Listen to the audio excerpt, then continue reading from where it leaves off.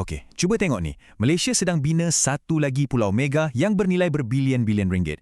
Projek ni, wow, memang besar, nampak gah dan memang nampak hebat. Ia dibina dari laut, luasnya beratus-ratus ekar dan siap ada 2 jambatan lagi. Tapi kan kalau anda rasa macam pernah dengar je cerita ni, anda tak keseorangan. Adakah Malaysia akan ulang balik kesilapan paling mahal dalam sejarahnya? Ya, anda tak salah. Dulu ada kisah Forest City di Johor, sebuah projek mega $100 bilion yang sekarang ni boleh dikatakan hampir mati. Tapi yang baru ni namanya Pulau Andaman di Pulau Pinang. Satu lagi projek gergasi yang ada risiko jadi bandar hantu seterusnya. Persoalannya, adakah sejarah akan berulang sekali lagi? Baiklah, jom kita bongkar misteri ni. Mula-mula kita akan kenal dulu 2 pulau ni. Lepas tu kita akan cuba faham kenapa Pulau Pinang terdesak sangat nak bina syurga baru ni. Seterusnya kita akan imbas balik mimpi ngeri Forest City, bandingkan kedua-duanya dan kita akan tanya soalan paling penting, adakah mereka dah belajar sesuatu?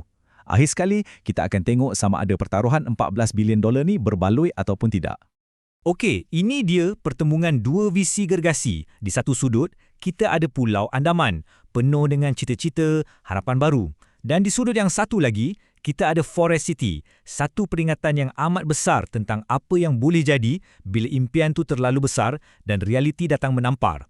Jom kita patah balik sikit untuk faham macam mana semua ni bermula. Nak faham pasal Pulau Andaman ni, kita kena faham dulu masalah yang Pulau Pinang sendiri tengah hadapi. Pulau Mutiara ni boleh kata dah jadi mangsa kepada kejayaannya sendiri. Pada tahun 2008, Georgetown dapat pengiktirafan sebagai tapak warisan dunia UNESCO. Pengiktirafan ni macam pedang 2 mata lah. Memang ia tarik berjuta-juta pelancong datang, tapi pada masa yang sama, harga hartanah terus melambung tinggi. Masalahnya, Pulau Pinang dah nak kehabisan tanah. Kebanyakan kawasan dilitupi hutan dan bukit yang tak boleh dibangunkan. Jadi bila pemaju sanggup belanja berbilion ringgit semata-mata nak cipta tanah baru dari laut, kat situ kita tahu keadaan dah betul-betul terdesak. Dan inilah dia penyelesaian drastik mereka. Pulau Andaman, sebuah pulau buatan manusia bernilai $14 bilion yang direka khas untuk jadi taman permainan mewah. Ini satu langkah yang sangat berani, malah mungkin nampak gila sikit, terutamanya bila kita ingat balik kegagalan besar Forest City. Proses nak bina daratan dari laut ni serius, ia satu keajaiban kejuruteraan. Jom kita tengok macam mana mereka buat. Mula-mula, ada satu kapal pengorek gergasi disedut berjuta-juta tan pasir dari dasar laut dan bawa ke tapak projek. Kemudian, jentera khas akan masukkan beribu-ribu saliran menegak jauh ke dalam tanah liat kat dasar laut tu. Tujuannya, nak buat laluan untuk air yang terperangkap keluar. Lepas tu, mereka letak satu lapisan tanah yang sangat berat dipanggil surcharge ke atasnya. Berat surcharge ni akan mampatkan semua benda, paksa air naik keluar ikut saliran tadi. Akhir sekali, nak elakkan semua pasir ni hanyut di bawah ombak, mereka bina satu benteng batu gergasi di sekeliling pulau tu. Dan ini bukan cakap-cakap kosong tau. Kejuruteraan ni dah diuji dengan cara yang paling dahsyat sekali. Pada tahun 2004, masa projek ni baru je mula, tsunami melanda. Cuba bayangkan, walaupun tembok batu gergasi ni belum siap sepenuhnya, ia berjaya tahan kemarahan ombak tu. Jadi macam benteng yang selamatkan kawasan pantai. Memang satu bukti ketahayan yang luar biasa. Sekarang, kita beralih pula pada sebab utama kenapa ramai sangat yang ragu-ragu dengan Pulau Andaman ni. Untuk itu, kita kena pergi ke selatan sikit, lebih kurang 600 km dari Pulau Pinang, untuk tengok satu kegagalan besar yang kita semua kenal sebagai Forest City. Forest City ni, cita-citanya bukan biasa berasa. Ia dilancarkan dengan tanda harga yang hampir tak masuk akal. $100 bilion. Dengan duit sebanyak tu, boleh bina beberapa buah bandar tau. Kononnya, ia direka untuk jadi syurga idaman bagi seluruh umat manusia. Bandar ni dirancang untuk menempatkan 700,000 orang. Itu lebih ramai daripada populasi Washington DC. Ia sepatutnya jadi sebuah metropolis masa depan, lengkap dengan hotel, padang golf, pusat beli belah, pendek kata, macam-macam ada. Tapi pada tahun 2023, realitinya sangat-sangat berbeza. Daripada 28,000 unit apartmen yang dah siap, laporan mendakwa hanya 1% je yang berpenghuni. Ya, anda tak salah dengar. 1%. Ia dah jadi bandar hantu paling mahal di dunia. Jadi apa sebenarnya yang membunuh impian besar ni? Ia bukan satu benda je, tapi satu siri malapetaka yang datang serentak. Pertama, pemajunya dari China kena hentam dengan krisis hartanah kat negara sendiri. Kedua, China sekat rakyat dia daripada bawa keluar duit banyak-banyak.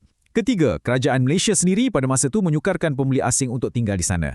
Dan pukulan terakhir, pandemik global yang melumpuhkan segalanya.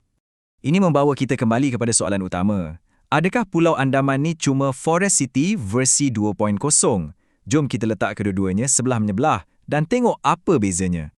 Okey, apa yang paling menarik kat sini ialah bila kita bandingkan terus, kita akan nampak perbezaan yang sangat ketara. Kos Andaman ni cuma secebis je berbanding Forest City. Skalanya jauh lebih kecil, cuma satu pulau dengan sasaran 16,000 penduduk berbanding 4 pulau untuk 700,000 orang. Dan yang paling penting, pemajunya ialah syarikat Malaysia yang memang sasarannya untuk permintaan tempatan yang dah sedia ada, bukan bergantung 100% pada pembeli dari luar negara. Jadi, adakah semua perbezaan ni bermakna Malaysia dah belajar daripada kesilapan berbilion dolar tu? Jom kita analisa sikit. Adakah perbezaan ni cukup untuk jamin kejayaan Pulau Andaman? Jadi, poin utamanya kat sini, Andaman bukan sekadar projek ulangan yang lebih kecil. Tak, strateginya lain sama sekali. Ia lebih kecil, dipacu syarikat tempatan dan yang paling penting, ia dibina untuk penuhi permintaan yang memang dah ada. Ibaratnya macam kita tambah satu bilik baru kat rumah yang dah sedia penuh. Bukannya kita bina sebuah istana megah di tengah padang pasir dan berharap nanti ada raja yang datang duduk. Dan ini bukan sekadar teori tau. Dah ada bukti yang kukuh. Tak macam Forest City, Pulau Andaman ni nampaknya ada minat pasaran yang betul-betul wujud. Dilaporkan pada pertengahan 2023, 4 menara kondo pertama di pulau tu dah pun habis dijual, padahal belum siap dibina lagi. Ini menunjukkan ada permintaan sebenar, bukan sekadar spekulasi kosong.